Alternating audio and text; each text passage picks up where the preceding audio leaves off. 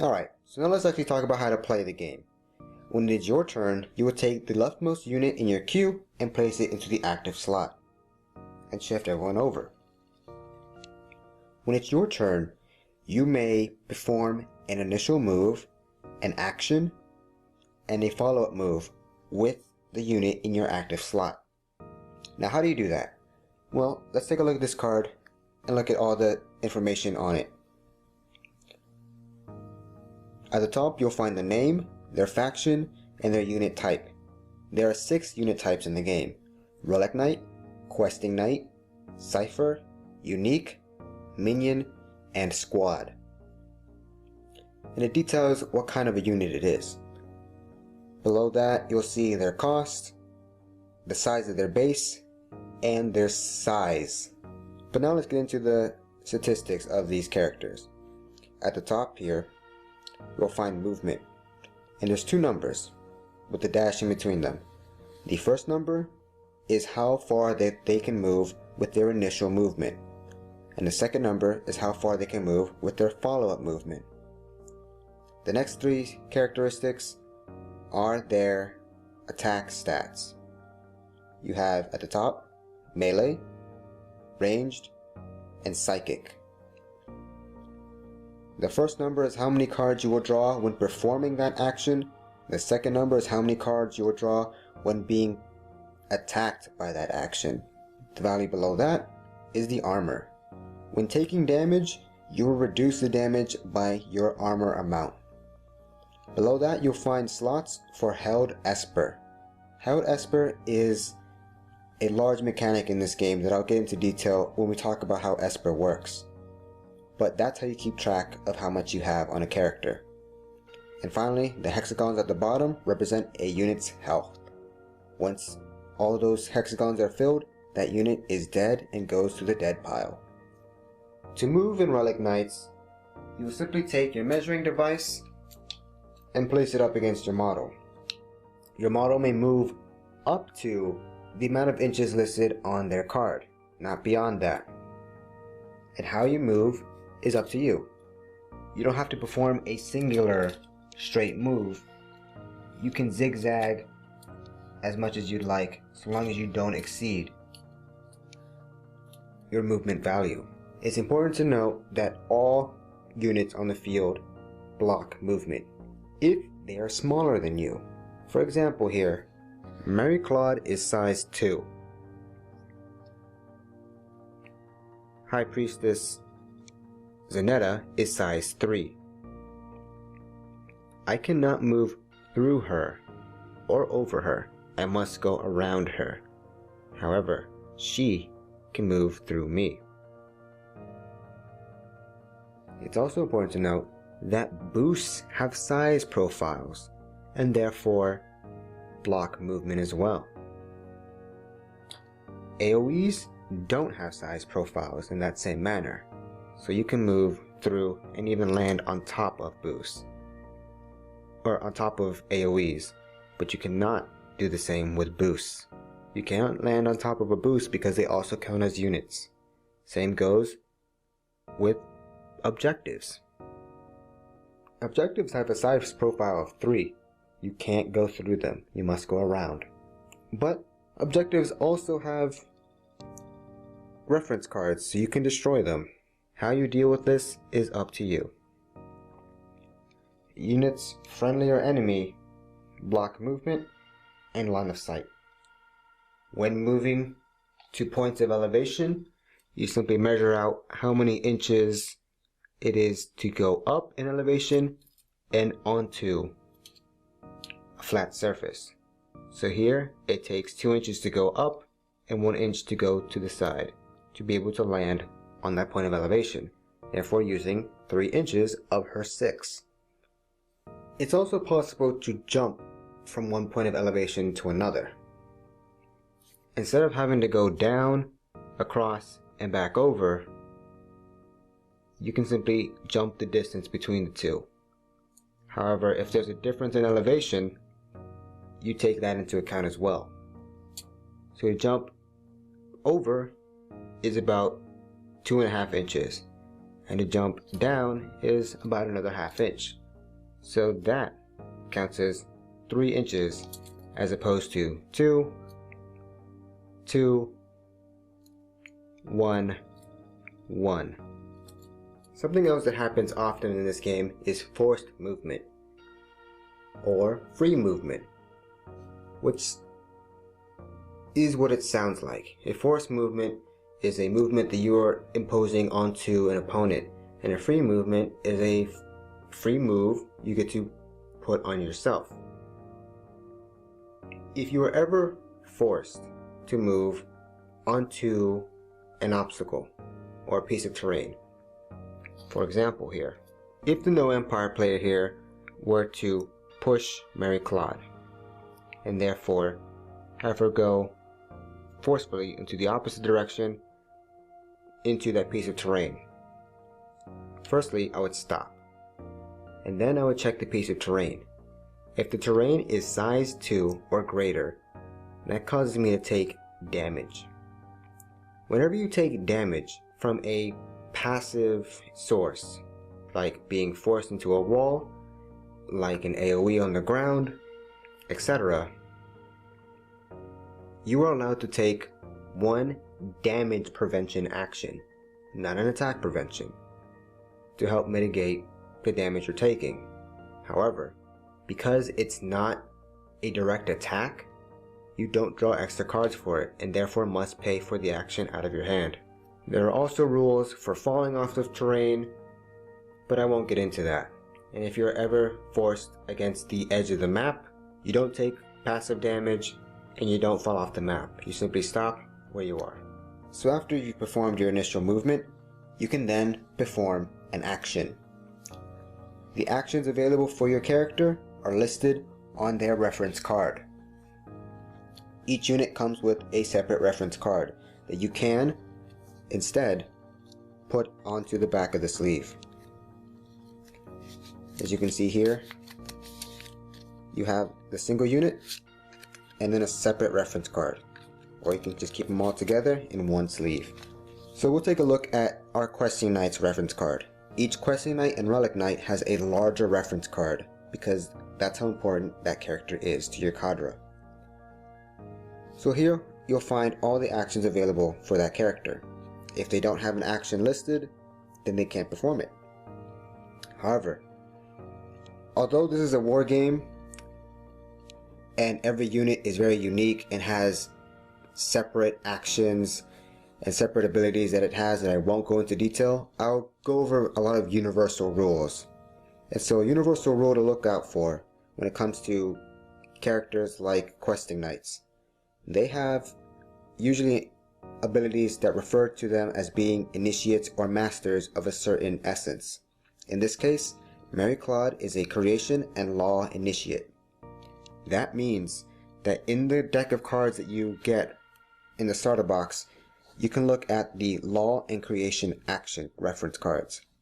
And because Mary Claude is an initiate of both these essences, or rather both these espers, she can perform any of the initiate level actions.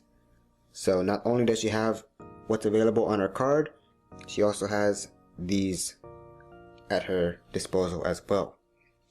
Something else that's also important to know: being an initiate of an esper also gives you access to the transfer esper action, which is also a separate reference card. So always keep in mind that this character has these abilities. Another thing that has to go with Relic and Questing Knights, because of their bond with their cipher, if when they start their activation they have line of sight to their cipher, they will gain 1 held esper. So you will mark it on their card. And I'll explain how line of sight works in a separate video. So how exactly do we perform these actions? We've done our initial move or chosen not to do an initial move, and now we'd like to perform an action. There are 2 categories of actions that you can perform on your turn: offensive actions and supportive actions. Offensive actions are split into 3 categories, the same 3 categories that are on your card: melee, ranged, and psychic. You can perform a melee action if you are in base contact with your target. You can perform a ranged action if you have line of sight to your target and are not in base contact. You can perform a psychic action if you have line of sight to your target. You can still be in base contact. If you want to perform a supportive action, you simply have to have line of sight to whatever you're targeting. It could be a spot on the ground, yourself, or an ally. All of those work. If you fulfill those initial requirements, you can then attempt to perform the action. Each action has a cost, signified by a number within a colored circle. That number is how much Esper of that color you must discard from your hand. So now we get to talk about the Esper cards in more detail. Esper cards usually have two colors to them. The larger circle being the primary, the smaller being the secondary. The primary is worth 2 of its color, the secondary only being worth 1. A wild card, which is the one that has all of them, is worth 1 of any single Esper color. And the void is worth no Esper whatsoever. It's dead weight in your hands. So when you're paying for costs of actions, you can only use a single Esper color per card. What I mean for that is, if I want to use this card, I have to pick which color I'm using it for. It's either worth 2 blue or 1 green. It can't be worth both. And once I decide, I discard it. Let's say, for example, here, I'm trying to perform Mary Claude's piercing shot. It requires me to spend 2 blue and 1 green. So I just discarded the 2 blue I needed, and I will discard 1 green from my hand as well. Now, when you're performing an offensive action, whether it's melee, range, or psychic, you will refer to your card. As I said, the first number is how many cards you draw after you've paid for the initial cost of your action. So I'm performing a ranged action, so Mary Claude's range attack stat is 3. So after I pay the initial cost, which I just did, I will draw 3 more cards because I'm performing a ranged action. And it is at this point that I can attempt to press the attack.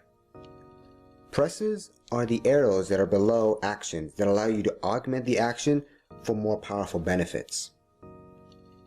So with piercing shot, I can potentially spend 2 blue to give it piercing 1, or I can spend 2 green to make it damage 6.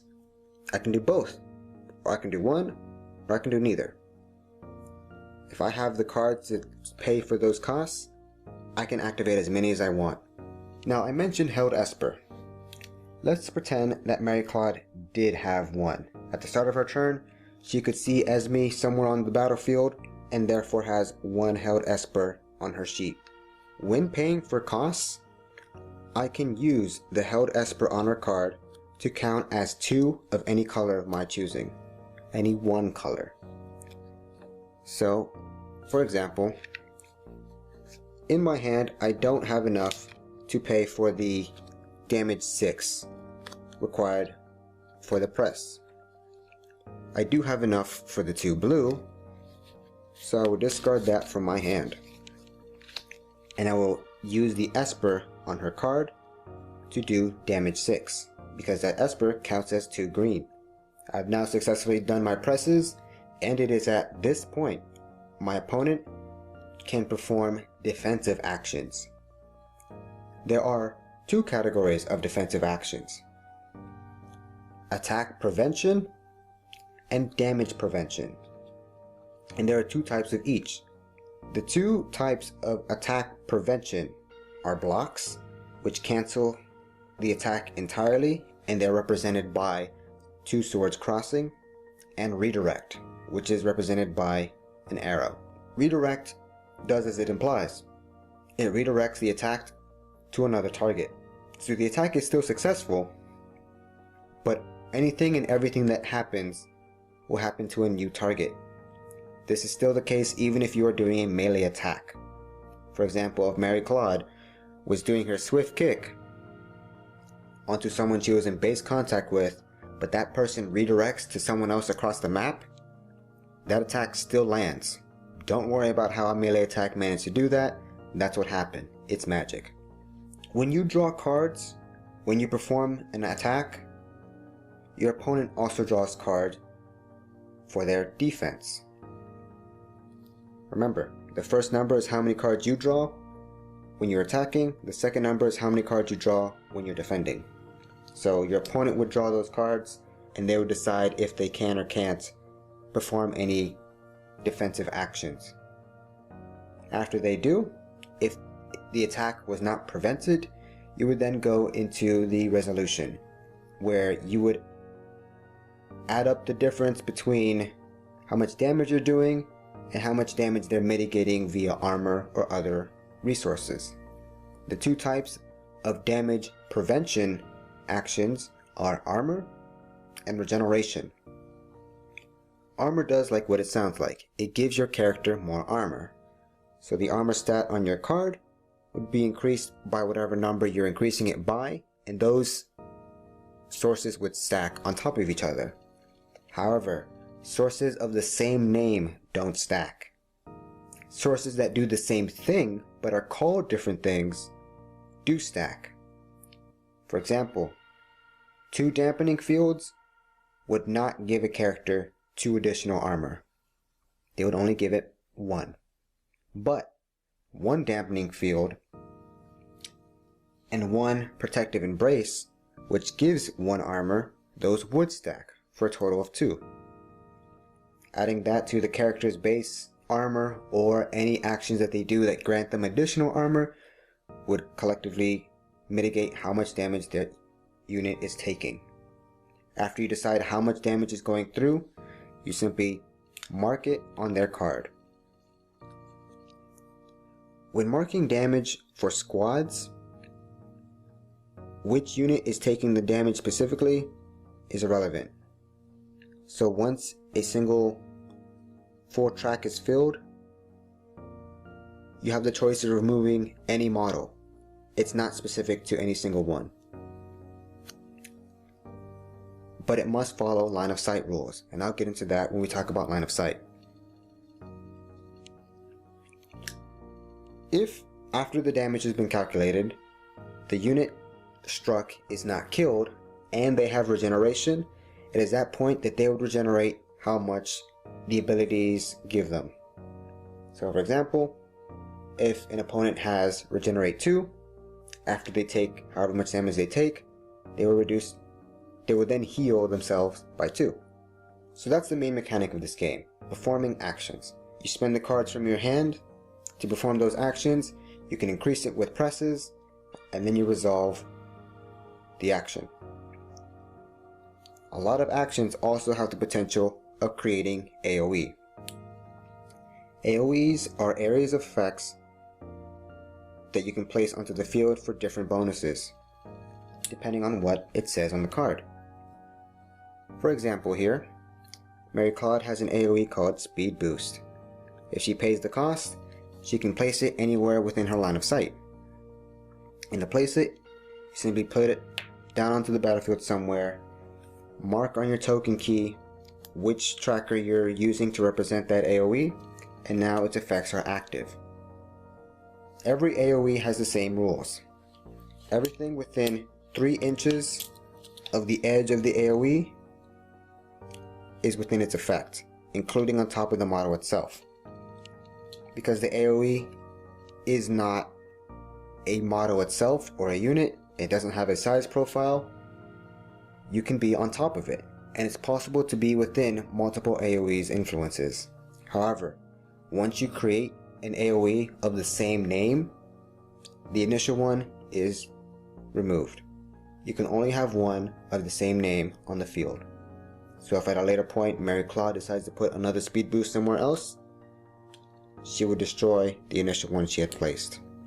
And if it just so happened that another unit places the same AoE or an AoE with the same name, it would still also remove it. Some other important things to note about actions are overcharge actions. Overcharge actions are special actions that can be offensive or defensive, depending on where it is. Overcharge actions are signified by this exploding icon on a card. What that means, if an attack is an overcharge attack, it means that it cannot be blocked unless you are blocking or using a defensive action that also has the trait of being an overcharge. You can imagine it that this overcharge attack is very grand and powerful that can only be blocked by something just as grand. It's possible that a lot of defensive actions have overcharge as a press, so you must first pay its initial cost and then the overcharge, and then the press to make it overcharge, which then allows it to block or to be in use against this overcharge attack. Another thing to be aware of is objective actions. A lot of objective scenarios require you to perform specific actions that are universal to everyone, such as placing tokens onto objectives or retrieving tokens from objectives. I won't go into detail on as to how that works, but keep in mind that those are always available to you. However, ciphers cannot perform those kind of actions. They cannot be used to fulfill victory conditions, and they cannot retrieve or place tokens in that same manner that other units can, because they don't have access to those specific actions. Ciphers don't have health values or offensive or defensive characteristics, which means that ciphers are immortal. Don't let that fool you though. Ciphers are very important to the game. After you perform your action, you then perform your follow-up move if you'd like, and then you end your turn. Optionally, you could forego your initial movement, your action, and your follow-up movement to instead refocus. To refocus, you draw 5 cards and add them to your hand. And the unit that is active currently gains 1 held Esper.